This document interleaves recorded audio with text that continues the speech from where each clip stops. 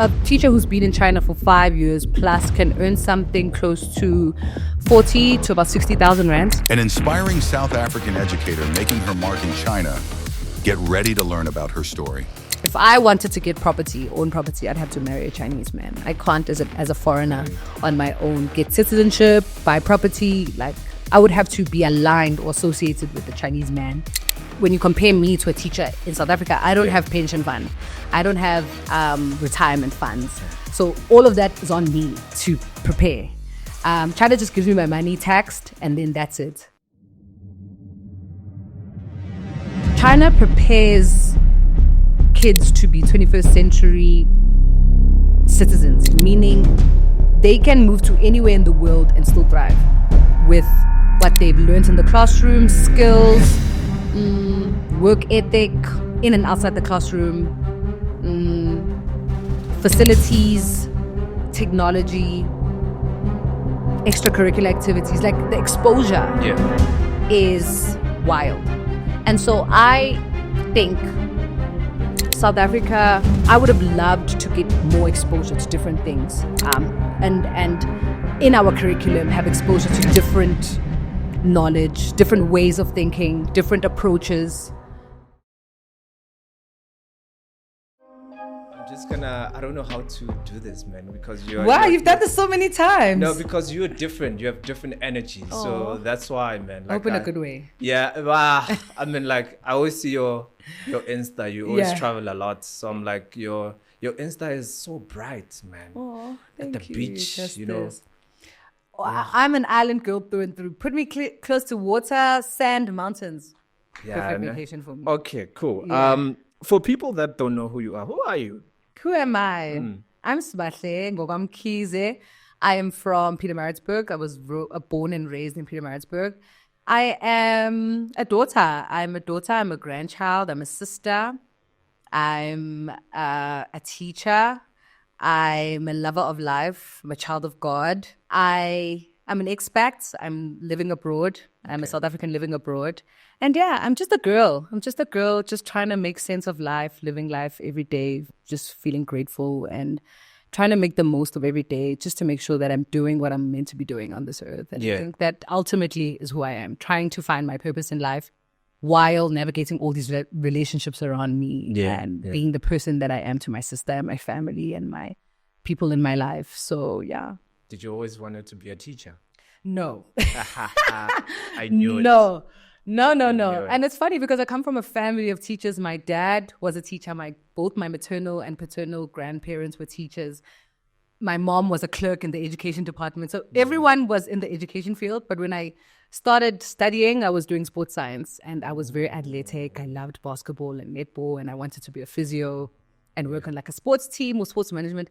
But teaching was never in my cards. Like, I just never even put it in my options. CAO, never. How did you end up to be a teacher though? My word, I think it was multiple events that led up to me becoming a teacher. I think now that I look back, I think I see many times in my life where God was preparing me to be a teacher, training me in real life experiences, because before I started teaching, I never obviously did a qualification in education. So everything I did was sports related. But when you think about it, when I was in varsity, I was studying sports science and coaching basketball. Coaching in a way is teaching. I was coaching kids basketball and netball.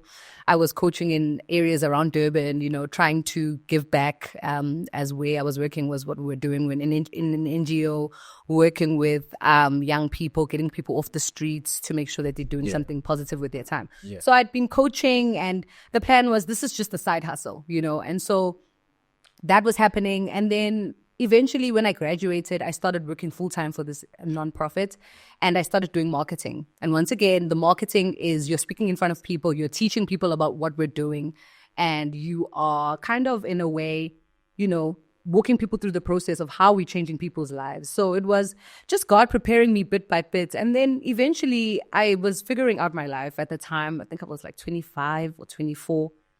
And I didn't love where I was at. I didn't see growth in my career. Yeah. I felt stuck. And I decided that, okay, in order for me to really see where like I'm going. I knew that I wanted to work abroad. I just didn't know what I would be doing.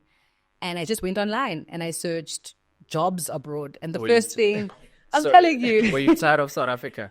I was tired because everything around me was very the same. Nothing was changing. And so I think I didn't get enough opportunities in South Africa to see what was out there for me in South Africa. And I don't know if it's unfortunate or fortunate, but I left because I felt like the situation around me wasn't getting any better. And so my mindset was like, okay, if it's not working here, let's find another place where it can work. And I knew that I would be making more money than I was making at the time. And around the time my mom had passed away. So I just felt like I had no one. And I needed to think with the leap of faith and a lot of bravery, decided that I'm going to apply for a teaching job in China and move to China. Jeez, girl, the boldness. Where do you get it from? I think I still am, but I think back then I had a lot of confidence in myself, which stemmed from my upbringing, my family. I grew up with my grandparents and they encouraged me to do things. They created a support system around me to do things. If there was a basketball camp in Cape Town and we're going on a road trip, and at that time, I think I was like 10 or 11, and they were like, go, you're going with your school, you're fine. Like, they always encouraged me to go and do things. And I think that's what nurtured that confidence and that boldness to do things like that. Yeah. So I remember when I started university, if an opportunity came to go abroad with the nonprofits, I would do it and just go. You know, they would send us to Cyprus to go coach basketball to kids in the Middle East and Cyprus and areas like that, show them what we're doing in South Africa. And then I would just try, you know. But I think it was different for China because it was now, you know, you're going by yourself. There's no agency. There's no company who's doing it for me. I'm sitting in the interview. Traveling with your team and stuff Nothing. Like that. It's me. And so also just God, man, because I had reached a really, really low point in my life where there was nothing more I could lose, you know. This is it now. Just try, throw it out there, see what comes your way. And I was ready for whatever would come in my direction. I was ready for rejection. I was ready for maybe. I was ready for next year, whatever. I was just ready. I love your confidence, eh? Thank you. You have so much confidence. Thank honestly. you. So you got to China, and where did you go? I mean, like, this is a different environment. They don't speak, you know, any of our, you know, languages. Absolutely. They speak Chinese. Yeah, But yeah. What's the plan when you go to China? So the beautiful thing for me on my journey was that the first job I got in China was through a school that had really good system, had good staff, onboarding staff and everything. So they prepared us for what we would get when we get there. So when I arrived at the airport, there was someone waiting for me with a board with my name on it, and she could speak English. She was full Chinese, but she was like fluently speaking English to me. And she let me know that you'd be staying at this hotel for 2 weeks. We're going to train you and we're going to put you in this school. Like, we have a SIM card, we have a bank card for you. In 2 weeks, you need to find a new apartment. So all the stuff that I think are the basics for relocation were covered. And the rest was really up to me to take what has been given to me and make the most out of it. So when I got there, I was amongst the group of people that were getting onboarded, but we were very much told that if you don't make it or if you don't perform, we will put you in a plane and send you back. And so you are dealing with a situation where I've never taught in a classroom. All I have is my TEFL, which is a certificate that allows you to teach English as a foreign language, and my bachelor's degree and life experiences. And I just told myself, in this training, you have to excel. You have to stand out. You have to absorb information. Be the best you can be, because you can't go home. So I got there, and Nangabel, I stood out. It was great. I loved it. And then when it came to the part about the contracts and the payments, that is where I was like, wait a minute, this is not what we agreed on when I left South Africa. Okay. So was it lower? It was lower. Oh, okay. It was lower. You were so disappointed. I was disappointed and frustrated because I had so many plans. And like I told you, my mom had passed away. I have a younger sister. I had debt leaving South Africa. So I wanted to get these things out the way.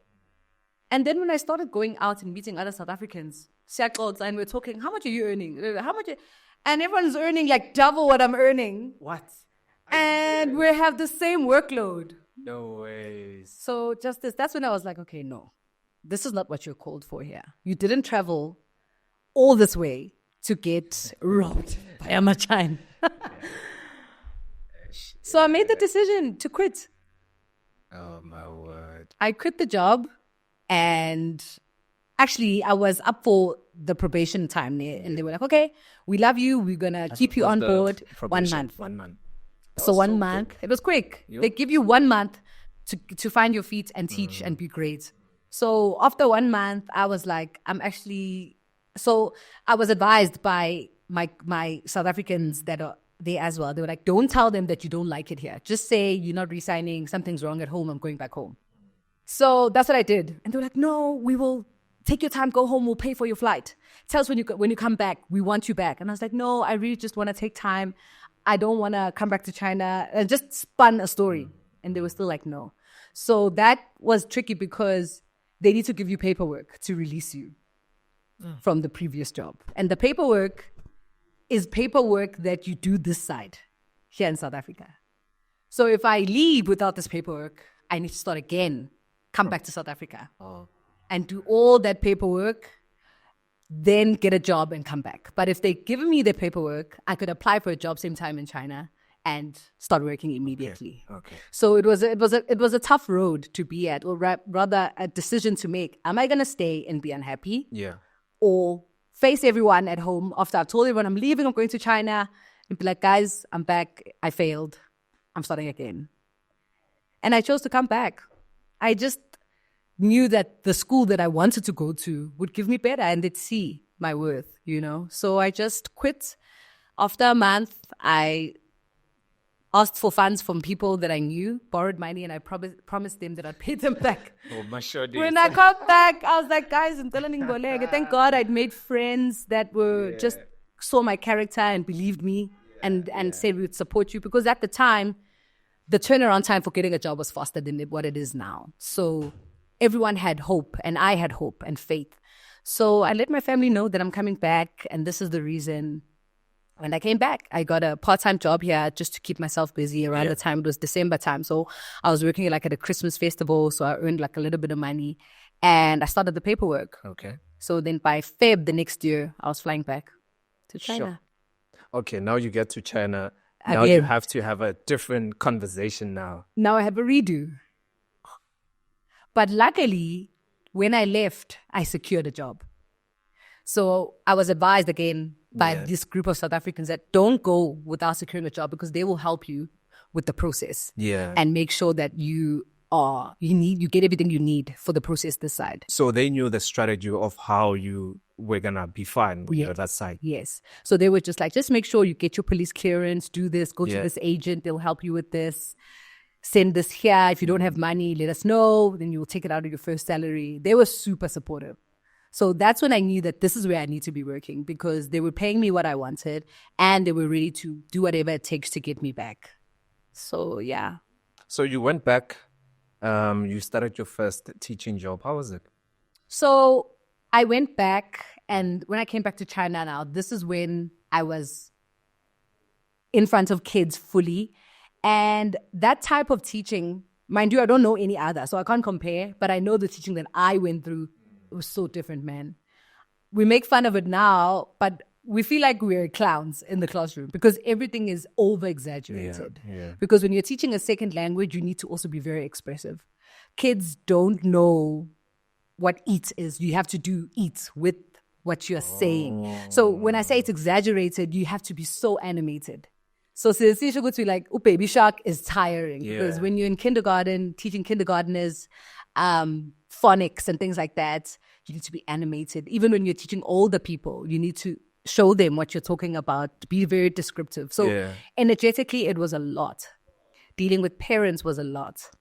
As someone who looks like me, as a Black woman, China is not very well informed about South Africans and who is a first language speaker. Yeah. So for them, South Africa only produces white English speakers, first language speakers. They don't know that Black people or Black girls, boys coming from South Africa are also first native English speakers. So For them, they were always just like, this is going to be the child's teacher.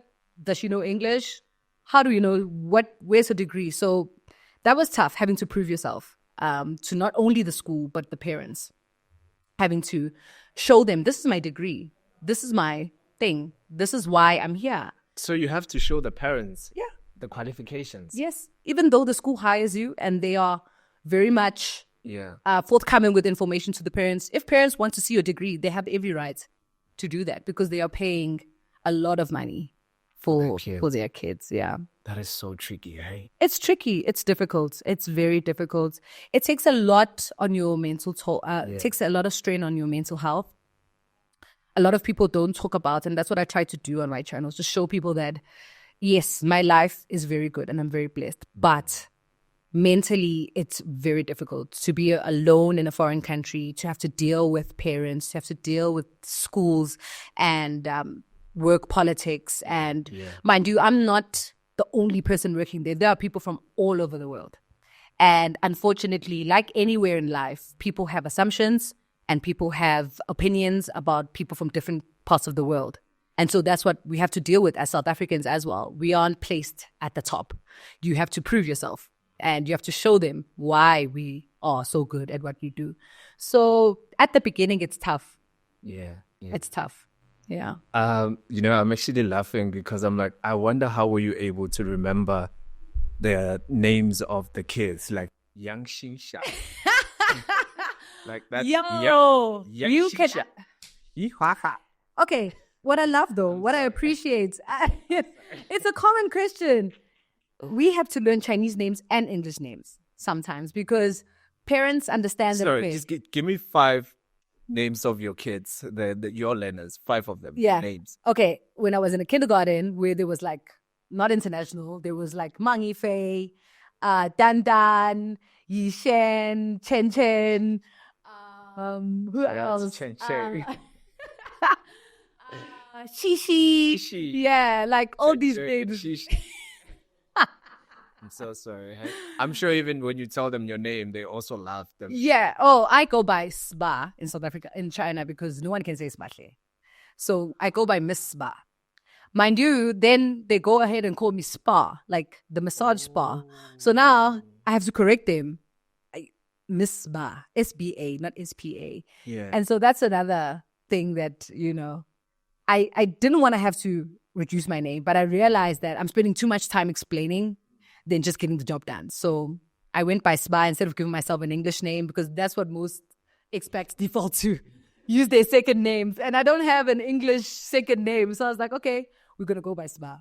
And then that's who I go by in China. Just with the turnover time, they expect their kids to speak English. So our job is to teach English as a second language. And by the end of the year, the parents want kids to be having a fluent English conversation. And the expectations are wild.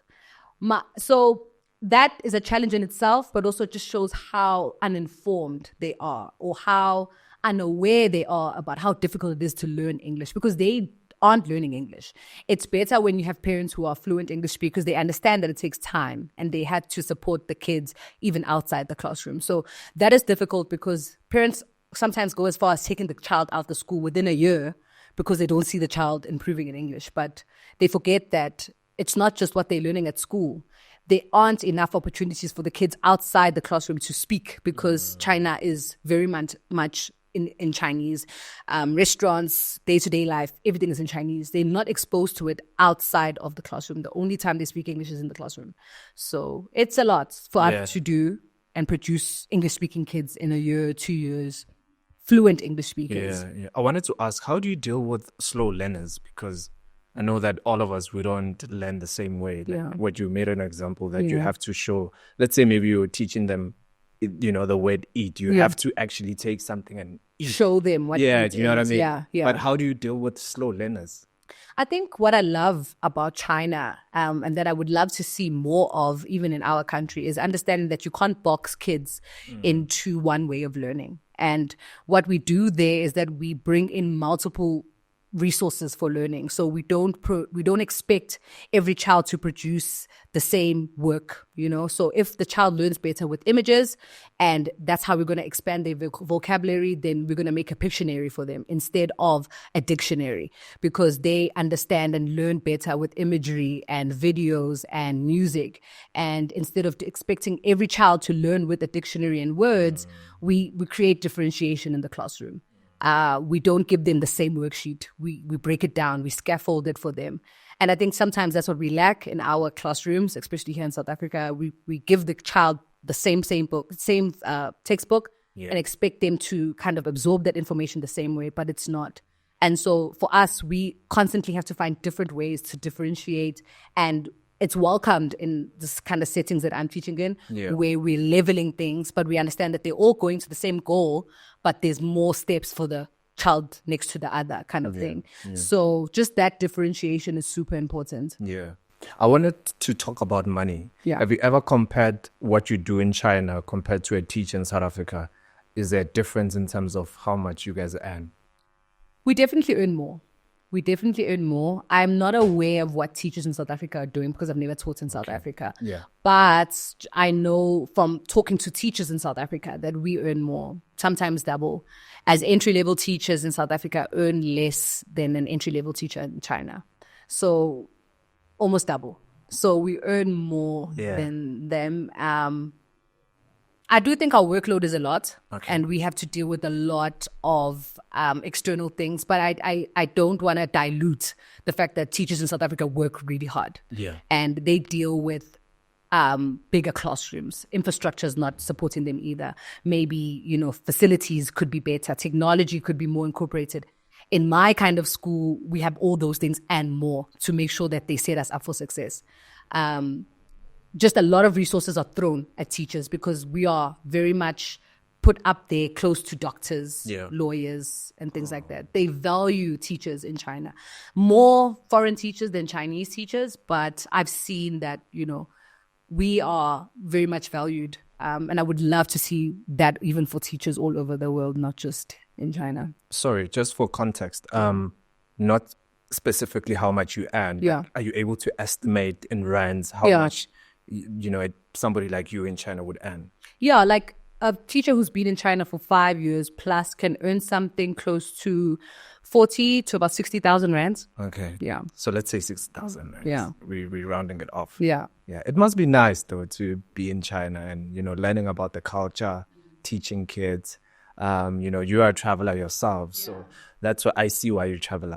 So the money is there. Super lucky, super blessed. I think when I think also you must know how to handle your money. In as much as we earn a lot of money and you can easily get into the trap of thinking you have a lot of money, there's a lot that needs to be done. I have got a lot of responsibilities, and I also, when you compare me to a teacher in South Africa, I don't have pension fund. I don't have retirement funds. So all of that is on me to prepare. China just gives me my money taxed, and then that's it. You need to sort yourself out. Here, there are systems in place to ensure that the teacher, once they retire, they have a pension fund, they have retirement fund, they have life after work. For us, we need to prepare all those things for ourselves. So it's 50-50, Are there any benefits? Let's say, for example, you get to teach for like 7-8 years. Maybe they would allow you to get some sort of, I don't know, citizenship. No, not China. Maybe other countries, but not Zhongguo, not China. There's also rules that side. Like if I wanted to get own property, I'd have to marry a Chinese man. I can't as a foreigner on my own get citizenship, buy property. Like I would have to be aligned or associated with the Chinese man to do that. So, sorry, it's something that I'm not aware of. Yeah. So you're saying that in China, for you to buy property, you need to marry a Chinese man? Correct. I can't, as Usman Keys, By do yourself? that. No. Walk up to a bank and say, I want to buy this property. No. We're definitely visitors there. One thing I don't know if I think it's a good thing or a bad thing, but I think it reminds us every day that we're here on paid time. Like we're not here for long. This is not your home. This is your home, but this is not your home. You can be here, but know that you can't be here forever unless you blah, blah, blah. So, yeah. So you're literally a visitor. I'm a visitor. It's clear. It's clear. Not even... You're helping us build our youth, but you're a visitor. That is so crazy. How? I don't know. I think it's a way that they control the expat community, the in and outs of I don't want to say foreigners. What's the word? It's just thinking in my mind. But yeah, just how they handle foreigners, I think, has worked for them, and people can't overstay their welcome. It's very much monitored, and when I leave and come back, they know where I am, where I've returned, when I've left, and yeah. When you look at South Africa compared to China, do you think China is a little bit far ahead in terms of their educational system? Definitely. How so? Like, are there other things that maybe in South Africa you feel like they are lacking?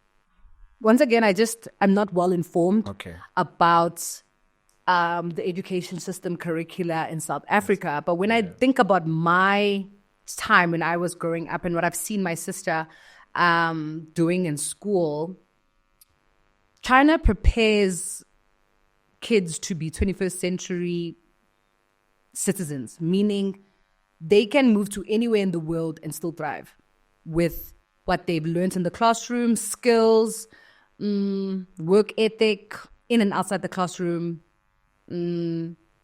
facilities, technology, extracurricular activities. Like the exposure is wild.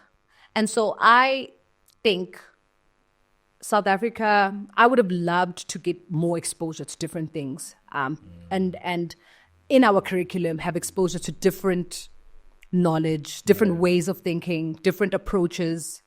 To say that I still see some things that I did in high school that my sister is doing now, I think also talks to how far ahead we are, how much we've grown over the years. Like, I mean, I'm 32. I finished in 2010. Like, in my classroom, technology is number one because we understand that, okay, we want them to be able to handle anything outside the classroom and also challenge what's out there. And a lot of what's out there is technology. And they need to question, they need to reinvent, they need to interact with different software and things that they can kind of apply in and outside the classroom. I feel like we do a lot of application of what I'm learning outside the classroom. And I feel like that's where the lack is sometimes with our education system. We're doing everything in the classroom and we're preparing people to take tests and pass tests, but none of it I found or I've seen that. I don't remember using some of the stuff that I learned in high school. Obviously, some of it really helped me get to the varsity and get the skills and the way of thinking. But that application, that real life application is super important because then that really puts the test to, are you actually absorbing what you're learning? Are you seeing it in real life? There's more practicals than on paper, basically. Than on paper, because we want people to be doers, in as much as theory is important. But I think with that practical element, we understand that people learn differently, you know. Are you coming back to South Africa anytime? I'm home now.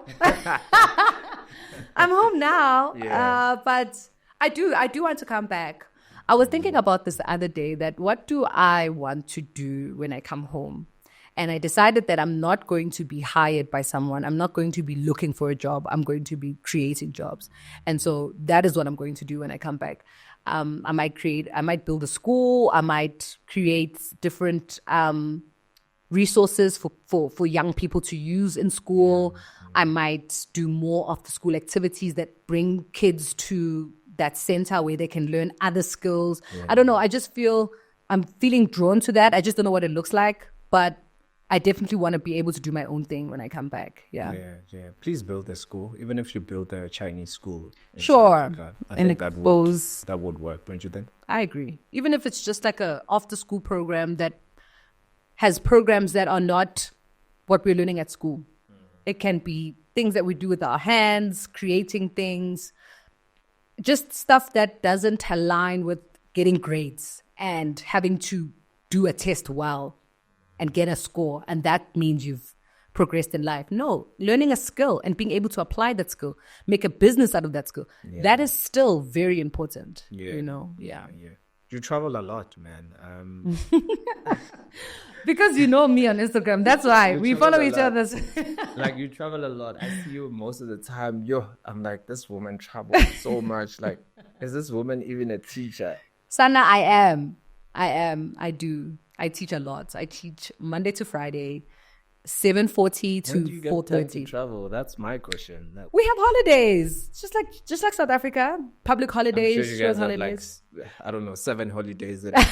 Not even 7 holidays, like school breaks. School breaks. We do have 2 big ones. Like this one we're on now is Chinese New Year. So that one is a big one. And then we've got summer break, which for us in South Africa, we don't have a break that long, 2 months for us in China, because it gets so hot there that you can't send kids to school. So we're lucky we get to go on break for 2 months. Yeah. So that's when you see the traveling. And obviously Christmas and New Year's also. But you travel a lot. Amen. And I'm going to travel some more. A lot. Everybody that's watching, and maybe it's a guy or a woman, they want to teach in China. What would you say to them? I would say first things first, get a degree. Make sure you have a bachelor's degree in anything. Doesn't have to be teaching. Number 2, get a TEFL. TEFL is a teaching English as a foreign language certificate. Yeah. They are online. You can do them. They are between 1,000 to 2,000 rands. You get them done and you get those 2 things and start applying. And once again, prepare yourself for being away from home.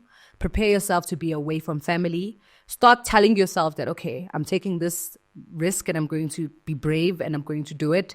And start owning, or rather accepting that it's going to be tough, but understand that in the long run, it will afford you so many opportunities.